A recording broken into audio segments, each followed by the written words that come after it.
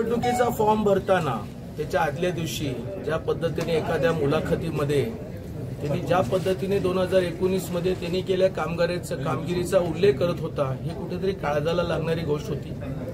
मलाही माहित होतं की त्यांनी माझ्या विरोधामध्ये व्यूहरचना रचली होती गेले 5 वर्ष, हे मला पूर्ण कल्पना होती।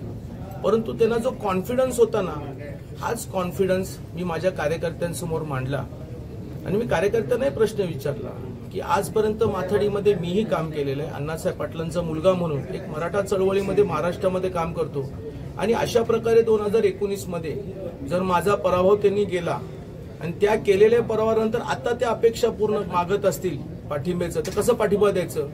आणि ज्या माथाडी कार्यकर्त्याला वाटतं की अण्णासाहेबांच्या मुलाला जे आम्ही पाडलेलं आहे त्याच्या आम्ही निवडून आणण्यासाठी काम करायचं, तरी तुम्ही करू शकता, पण प्रत्येकाने आपलं आत्मचिंतन केलं पाहिजे की जी संघटना आपली आई म्हणतो, या संघटनेचा सहकारी आपल्या सहकार्याला पाडत असेल तर आपण काय केलं पाहिजे?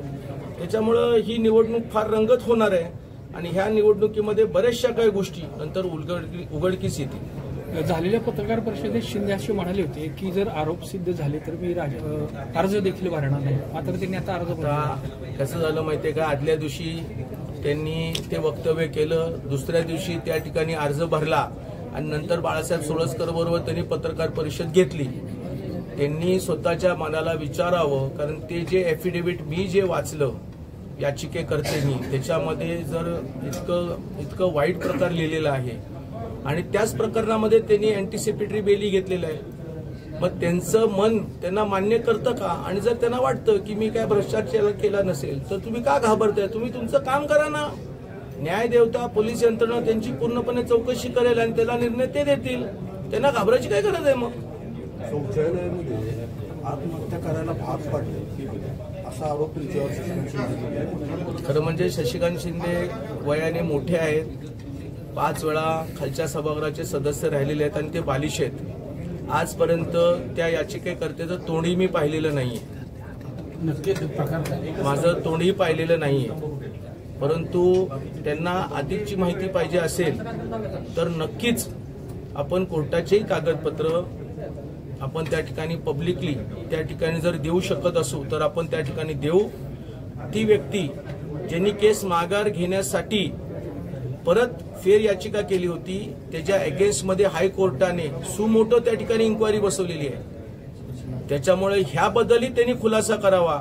आणि जर माझे काही रेकॉर्डिंग असतील त्या आत्महत्या करणाऱ्या माणसांच्या बरोबर, आता तो आत्महत्या करायला त्याने पॉइझन पिलं होतं, ते बीएमसीचं जे हॉस्पिटलमध्ये ऍडमिट होते, त्या जे हॉस्पिटलमध्ये कोण कोण भेटलं, कुणाकुणाचे फोन गेले ह्याची माहिती आहे। परंतु जसं ते प्रश्न करतील तसं या ठिकाणी उत्तर त्यांना मिळणार आहे। त्याच्यामुळे त्यांनी निवडणुकीमध्ये भर द्यावा का त्यांनी स्वतःच उघड करण्यासाठी त्यांनी आव्हान करावं हे त्यांनी ठरवायचं। निवडणुकीमध्ये प्रचाराच्या मुद्द्यांपेक्षा जास्त माथाडीचे मुद्दे पुढे येत आहेत, वेगळीच दिशा लागते या प्रचाराला, याबद्दल काय सांगाल? 19 मध्ये माथाडी विरुद्ध माथाडी होता, 24 मध्ये माथाडी विरुद्धच माथाडी आहे, फरक काय तवा? 19 मध्ये त्यांनी आमच्या विरोधामध्ये कट्टर काम केलं आणि आता 24 मध्ये त्यांनी आम्हाला त्यांच्या विरोधात काम करायला संधी दिली। त्याच्यामुळे महाराज आणि सगळं राजकारण अलिप्त आहे, आमच्या दोघांच्याच मध्ये आहे। जरी मी उमेदवार नव्हतो त्यावेळेला ते उमेदवार नव्हते, मी उमेदवार होतो, आता ते उमेदवार आहे मी उमेदवार नाही।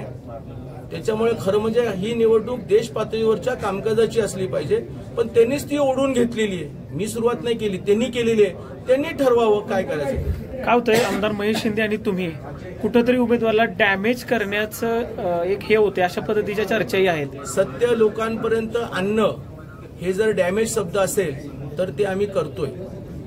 उमेदवार कसा आहे, भ्रष्टाचारी आहे का, खंडाळा MIDC मध्ये त्यांचे काय कॉन्ट्रॅक्ट आहेत का, त्यांचे व्यवसाय हे माथाडीशी जोडलेले आहेत का, हे कुठेतरी सांगण्याची वेळ येईल ना, कुणीतरी त्यांच्याकडनं पीडा झालेली आहे ना।